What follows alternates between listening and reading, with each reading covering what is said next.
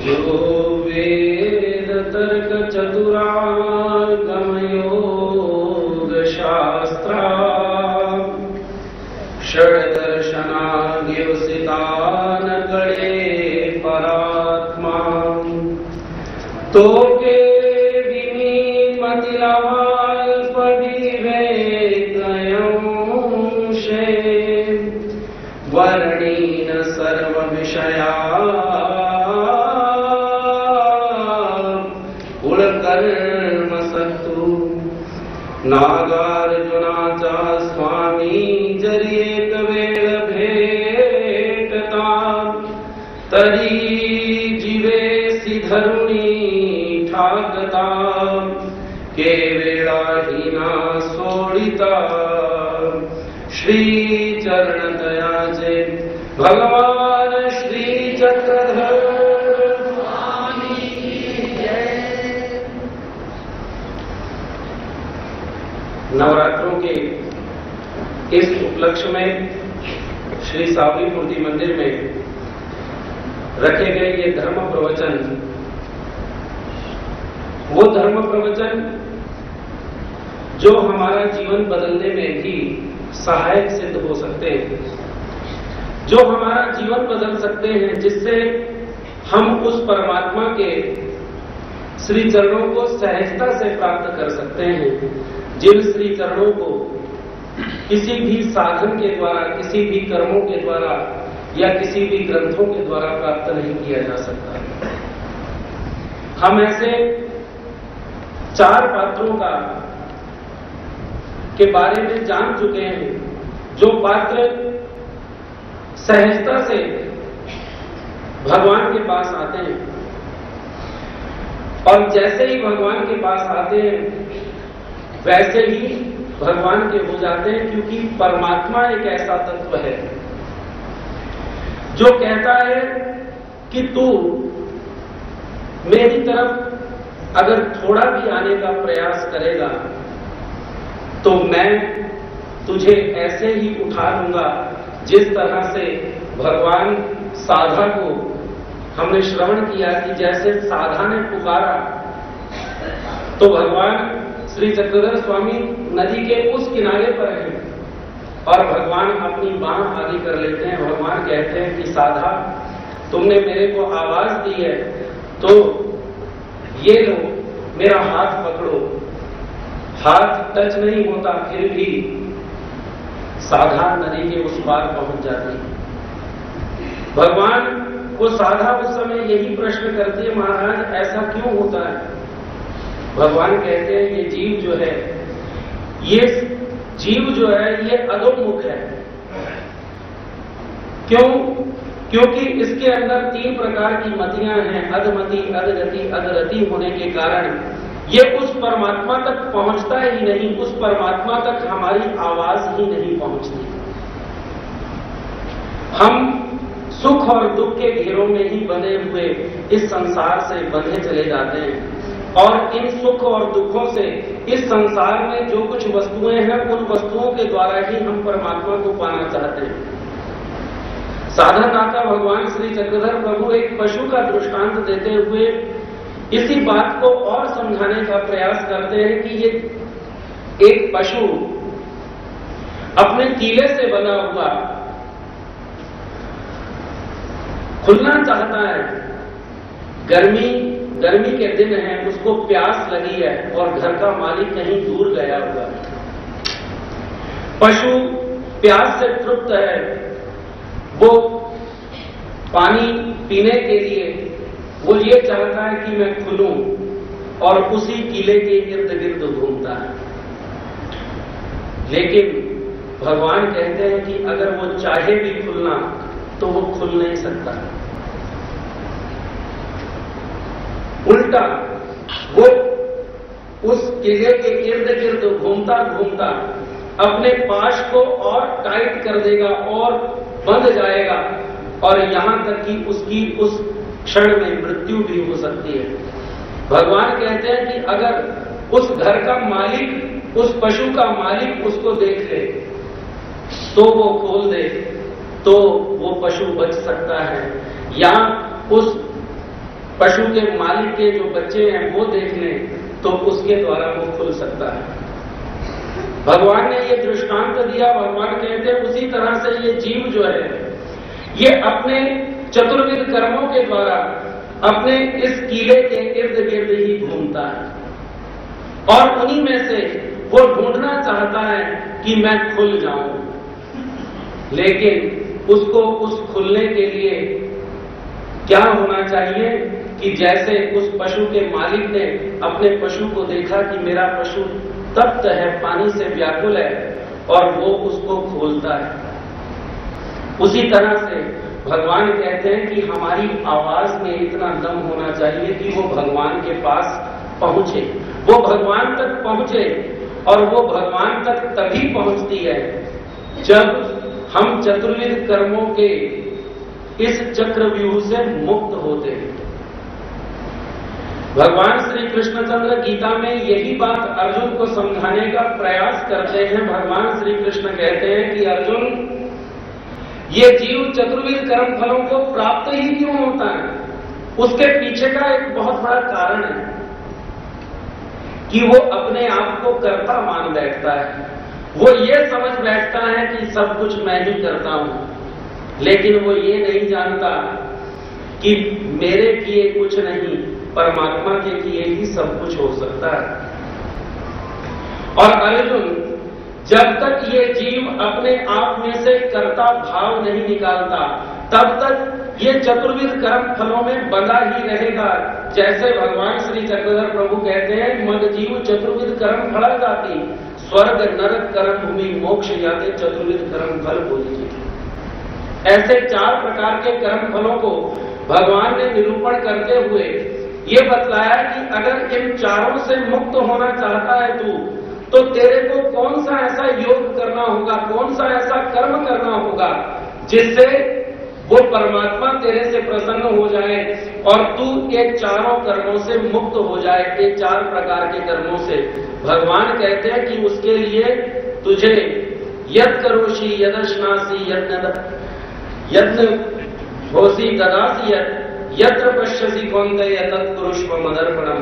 अर्जुन, तुझे निष्काम कर्म योग करना होगा, तुझे वो योग करना होगा कि मैं कुछ नहीं करता, जो कुछ भी है वो करने और करवाने वाले स्वयं परमात्मा है। लेकिन हमारी ब्रह्म विद्या सिद्धांत कहती है कि निष्काम कर्मयोग प्रत्येक व्यक्ति के जीवन में नहीं कर सकता। निष्काम कर्म प्रत्येक व्यक्ति नहीं कर सकता। अगर कोई चाहे कि मैं निष्काम करूं, निष्कामता होती ही नहीं। हमारे पक्षकार कहते हैं कि निष्काम कर्म अहेतुक कर्म जो है वो तो केवल विद्यावंत को ही घड़ सकते हैं, अन्यथा किसी को भी नहीं, एक सामान्य पुरुष को तो कभी नहीं। यही बात कपिल देवहूति संवाद में बात आती है। श्रीमद् भागवत में एक ऐसा संवाद आता है जहां पर देवहूति ये प्रश्न करती है कि ये संसार जो है ये जानता है कि ऐसा कर्म करने से दुख होगा, परंतु फिर भी दुखों के बंधनों को वो स्वयं अपनाता ही क्यों है? जानता है कि ये कर्म बुरा है, परंतु फिर भी उसे करता है। और ऐसा कौन सा ऐसा तत्व है कि जिससे ये जीव कर्मों से मुक्त हो जाए? तो कपिल बहुत अच्छा जवाब देते हुए देवहूति को कहते हैं, देवहूति, आदमी जब तक सुख और दुख में बना हुआ है, सुख और दुख को सहन कर समझ रहा है कि ये सुख है, ये दुख है, तब तक वो आनंद को प्राप्त नहीं कर सकता। हमारी आत्मा की जो पुकार है वो आनंद लेने की है। हम कुछ भी चीज लाएं, उदाहरण के लिए हम अपने घर में पुराने जमाने में ब्लैक एंड व्हाइट टीवी चलते थे। 10 घरों में एक टीवी हुआ करता था। लोग बड़े अचंभे से देखा करते थे। लोग कहते थे, अरे अरे अरे, इस व्यक्ति के घर में बहुत बढ़िया चीज आ गई, टीवी आ गया। और वो व्यक्ति बड़े ताव से कहता कि मेरे पास टीवी है। थोड़े दिन बीते, आदमी का मन ब्लैक एंड व्हाइट से उब गया। वो कहता कि अब कलर होना चाहिए। कलर आया, घर घर में सामान्य भी हो गया, लेकिन आदमी की तृप्ति तभी भी नहीं हुई। वो तब भी चाहता, वो कहता कि इससे बढ़िया अगर कोई और साधन होता तो बहुत बढ़िया होता। पिछले ही कुछ सालों में एलसीडी निकली, एलसीडी लगाई घर में, सोचा कि ये अब आखिर होगी। मन में बहुत खुश होता है कि मेरे घर में अब एलसीडी या टीवी नहीं रहा। लेकिन कुछ ही सालों में, 1-1.5 साल में ही एक ऐसा उपकरण एक और निकला, पता नहीं उसको क्या बोलते हैं, एलईडी, वो निकला। मन फिर भी तप्त नहीं हुआ। उसने कहा कि मैंने टीवी के उपकरण तो बदल दिए, टीवी का ढांचा तो बदल दिया, लेकिन दिखने वाली फोटो जो है वो वही है। तो आदमी ने हाई डेफिनेशन तक भी खोज लगा ली। आदमी ने कहा कि इसमें मुझे आनंद होगा, परंतु आनंद जो है वो किसी भी वस्तु में नहीं है।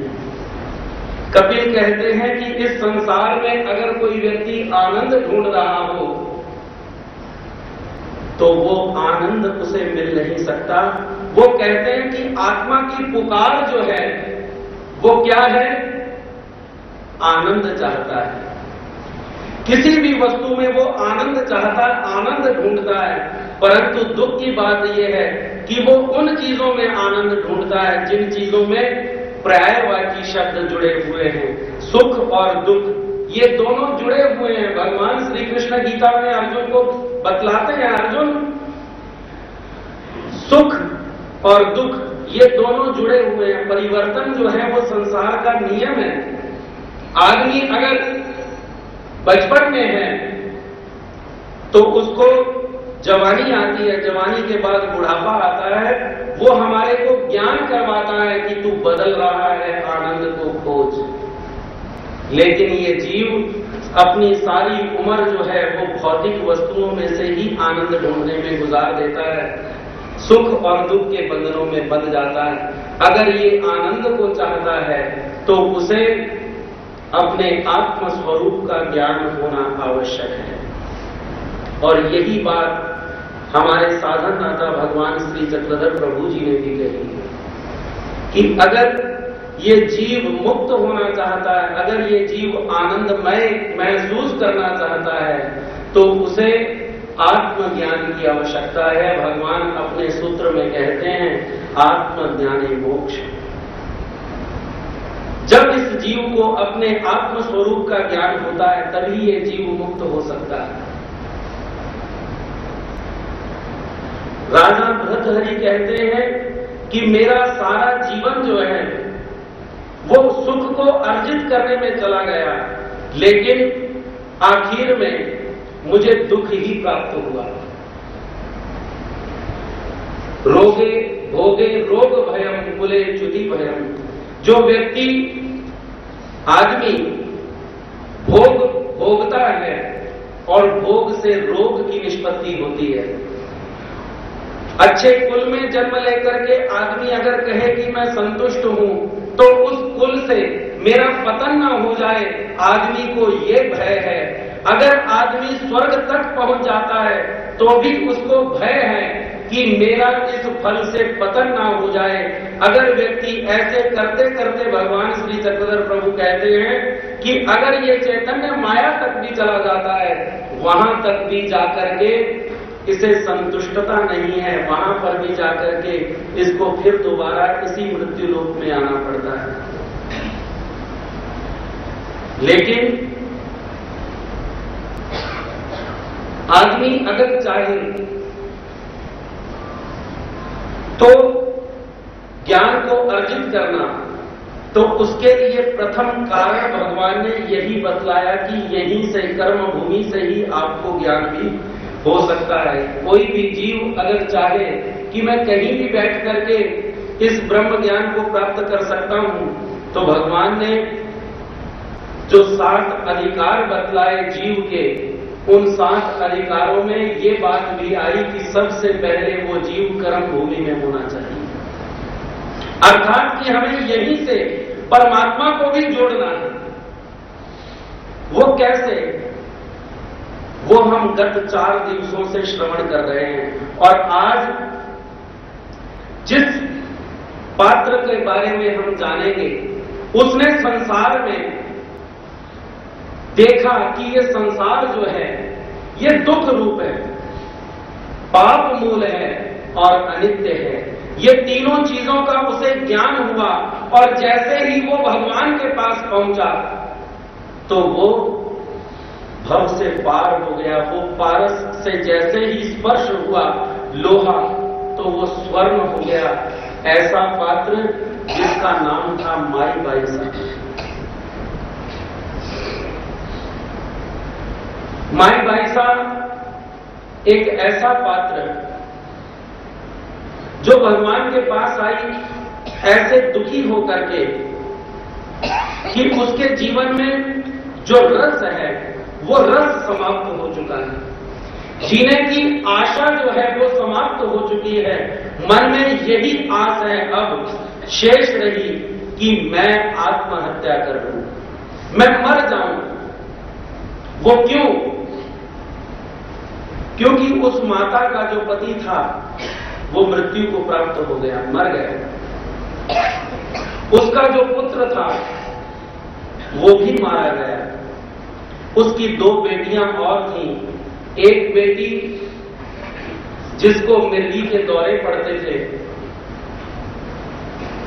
शादी हुई थी, घर वालों ने उसको निकाल दिया। ससुराल वालों ने कहा कि ऐसी बीमार लड़की को हम अपने पास नहीं रखेंगे।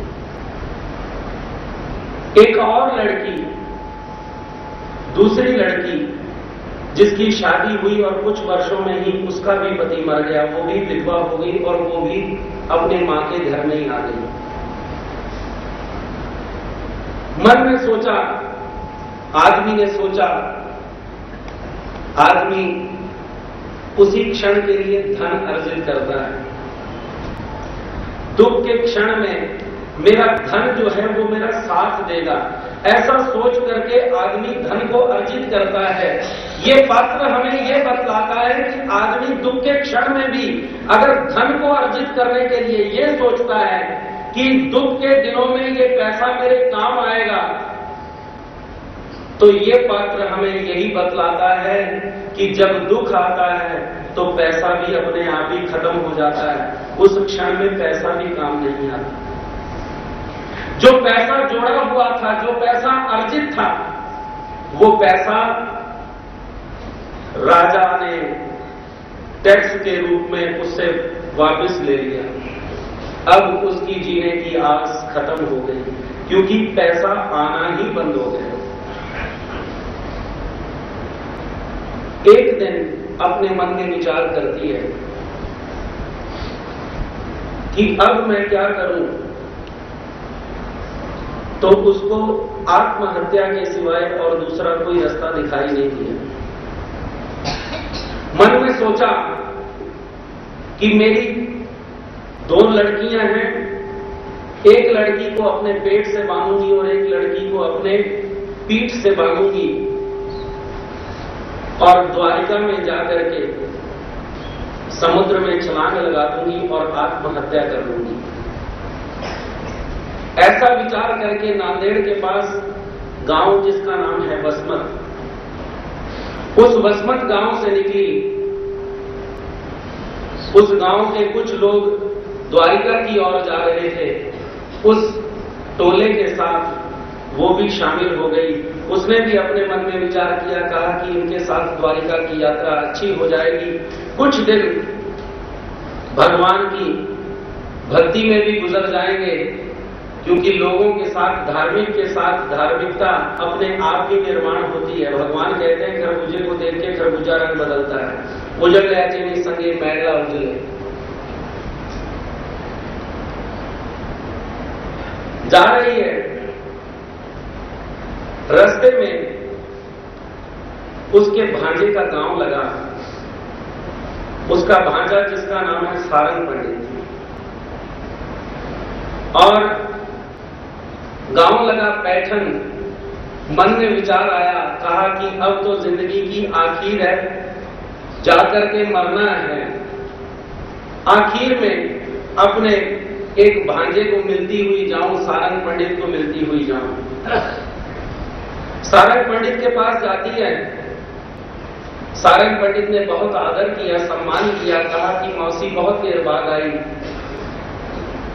आओ, अभ्यागत किया। और जब बातचीत निकली तो माई बाईसा अपना सारा दुख जो है वो सारंग पंडित को बताती है। जैसे कल बतलाया था कि आदमी अपना दुख व्यक्त करने के लिए दूसरे आदमी का सहारा लेता है। जहां पर उसको सहारा लगता है, जहां पर उसको लगता है कि ये मेरा दुख सुन सकता है, वहां पर अपना वो सारा ही दुख सुख जो है वो उड़ेल देता है।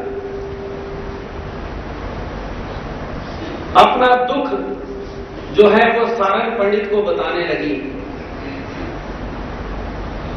अब सारंग पंडित आखिर में जीव है। जीव जो है वो हमारे दुख को कम नहीं कर सकता। हमारे दुख को कम नहीं कर सकता। हमारे दुख को अगर कोई कम कर सकता है तो वो केवल परमात्मा है। मीरा यही बात कहती है री मैं तो